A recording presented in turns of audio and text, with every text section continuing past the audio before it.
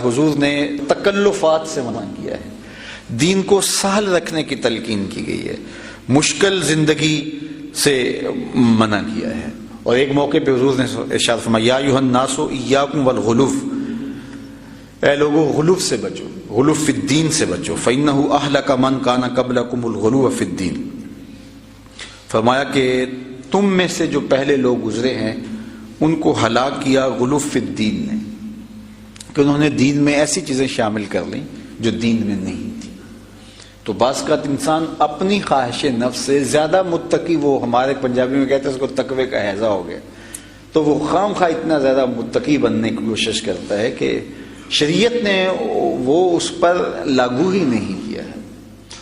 وہ ایک صاحب ہیں، میں نام نہیں لیتا، تو وہ یہ گوبر کہ جو اپلے نہیں ہوتے، ان کی جو آگ ہوتی ہے اس کے اوپر پکا ہوا کھانا نہیں کھاتے۔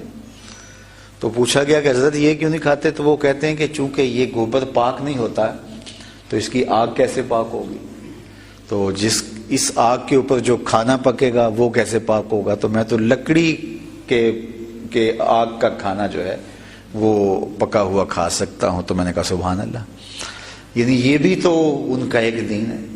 وہ یہ پیپر کرنسی جو ہے وہ استعمال نہیں کرتے، وہ کہتے ہیں کہ نہیں میں یہ استعمال نہیں کرتا، چونکہ وہ دور رسالت مآب میں نہیں تھی۔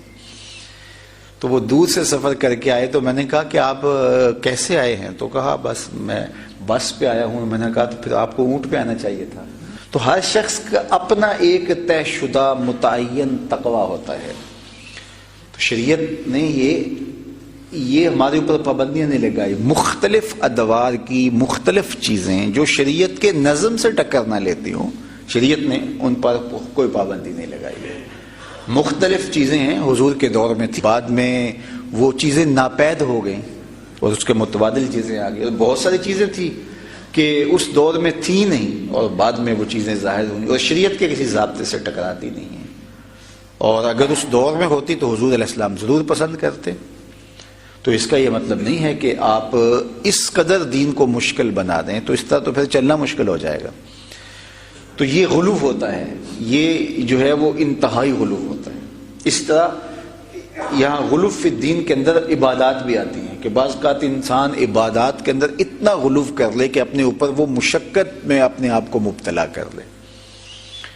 شریعت نے ہمارے لیے آسانیاں رکھی ہیں۔ دیکھو بیمار پر جمعہ فرض نہیں ہے، عید فرض نہیں ہے، عورتوں پر جمعہ اور عیدین فرض نہیں، آئیں پڑھ لے تو اچھی بات ہے، لیکن یہ ہے کہ ان پر فرض نہیں کیا گیا کیونکہ ان کی ذمہ داریاں اور ان کی ایک معروضی حالت ہے جس کی وجہ سے ان کو کہہ دیا گیا۔ اس طرح نماز ہے، ان پر فرض ہے لیکن مسافر پر عادی کر دی گئی، اس لیے کہ اب وہ کہے نہیں میں پوری پڑھنا چاہوں گا۔ جب شریعت نے تجھے رخصت دی ہے تو کیوں رخصت قبول نہیں کرنا چاہتا؟ اسی طرح اور بہت سارے امور ہیں جس میں شریعت نے ہمیں رخصت دی ہوئی ہے، تو جہاں شریعت رخصت ہمیں دیتی ہے ہمیں اس رخصت سے فائدہ حاصل کرنا چاہیے، اور جہاں شریعت رخصت نہیں دیتی ہے تو وہ ہمیں کرنا ہوگا۔ تو اپنی مرضی سے ہم اپنے اوپر سختی نہیں کر سکتے۔ حضرت عبداللہ ابن عباس یا فضل بن عباس رضی اللہ تعالی عنہ، دونوں میں سے کوئی ایک تھے، راوی کو شک ہے کہ ان دونوں میں سے کون تھا۔ تو حضور علیہ السلام نے کنکر رمی جمار کے لیے طلب فرمائے، تو وہ جا کے مناسب سائز کے ساتھ کنکر لے آئے، تو انہوں نے حضور علیہ السلام کو وہ کنکر پیش کیے۔ تو آقا کریم نے جب ان کو دیکھا تو حضور نے ان کو ہاتھوں کے اندر یوں ایسے رگڑا اور ارشاد فرمایا کہ ایسے ہی کنکر چاہیے، یعنی نہ تو اتنے چھوٹے کہ بالکل اس سے آپ رمی نہ کر پائیں، اور نہ اتنے بڑے کہ جو ہے وہ کنکر نہ ہوں بلکہ وہ پتھر کہلائیں۔ تو حضور نے فرمایا تحسین فرمائی اور ایسے ہی ہونے چاہیے۔ اور یہ جو حدیث میں نے آپ کے سامنے پڑھی ہے، پھر حضور نے یہ کلمات ارشاد فرمائے کہ تم میں سے پہلے لوگ دین میں غلو کی وجہ سے ہلاک ہوئے۔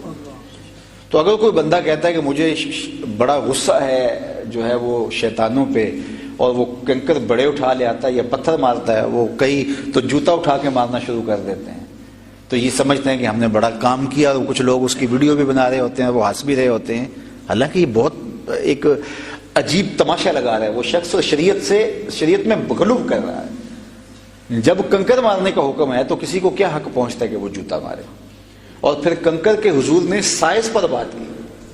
اس طرح 7 کنکر مارنے کا کہا گیا تو کوئی 8 مارے کہ میں ایک زیادہ مار دیتا ہوں. کیوں تو زیادہ مارے؟ کئی لوگ بہت زیادہ محتاط ہوتے ہیں, وہ 1-2 زائد مار دیتے ہیں, چلو کوئی بات نہیں, 1 زائد مار دیتا ہوں. یہ کیسے ہو سکتا ہے؟ 7 طواف چکر کے ہیں تو کوئی کہتے ہیں میں 8 کرتا ہوں, کیوں کرے گا؟ ظہر کی 4 رکعتیں فرض ہے, وہ کہتا نہیں میں 5 پڑھوں گا تو کیوں پڑھے گا جی؟ یہ غلو ہوگا. اب وہ کہتا ہے جی میں تو جو ہے وہ رکعت ہی ایک زائد پڑھ رہا ہوں, لیکن یہ غلو ہے. دین نے جو حد بندی کی ہے اس کے مطابق کرنا ہوگا. ڈاکٹر کہتا ہے یہ گولی صبح شام اور دوپہر کھانی ہے, اور کہتا ہے نہیں میں 6 مرتبہ کھاؤں گا دن میں, تو وہ کہتا ہے کہ میں زیادہ ہی دوائی لے رہا ہوں. نہیں, ڈاکٹر کو پتا ہے کہ زیادہ دوائی لینے سے تجھے نقصان کیا ہوگا, تو نہ کم کرے گا اور نہ زیادہ کرے گا. تو اسی طرح حضور علیہ السلام نے فرمایا کہ تم سے جو پہلے لوگ تھے انہوں نے غلو کیا. اس لیے شریعت نے جن چیزوں کی اجازت دی ہے اس اجازت سے بھرپور فائدہ حاصل کیا جائے, اور جن چیزوں سے شریعت نے منع کیا ہے تو ان چیزوں سے رک جایا جائے.